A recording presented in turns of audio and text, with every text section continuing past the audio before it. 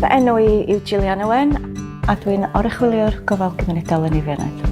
Mae rôl fi fel goruchwyliwr yn golygu cefnogi staff, datblygu, fel bod nhw'n cyrraedd eu llawn potensial. Jyst rhoi cymorth iddyn nhw o dydd i dydd, ond hefyd fod yna mewn argyfwng os oes angen. Es i ddechrau'n gyrfa gofal nôl yn 2003 fel gweithiwr gyda'r nos. Ges i ffodus, ges i secondiad. Ar ôl i hwnnw ddod i ben, digwydd bod yn o swydd fel goruchwyliwr yn Dwyfor.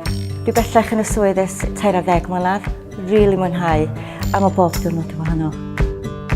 Y sialens dwi yn delio yn y rôl ydy sicrhau bod fi yn mynd ymlaen efo cymwystera, nes i wneud yr lefel 2 i gychwyn. 6 mis wedyn nes i mynd ymlaen i wneud yr lefel 3, a wedyn blwyddyn wedyn, lefel 4. I rywun sy'n hoff o sialens yn bendant mae'r swydd yma yn berffaith. Mae'n braf iawn cael gweithio'n lleol, 15 munud i ffwrdd o adre, ardal Gymraeg ofnadwy. Mae siarad Cymraeg yn y rôl mor bwysig. Da ni'n mynd at pobl efo dementia ddim yn dallt dim o Saesneg. Mae iaith Gymraeg i fi yn bwysig iawn. Da ni'n gweithio fel tîm. Dim ots pa swydd ydyn ni o fewn y tîm, da ni gyd yn cefnogi'n gilydd.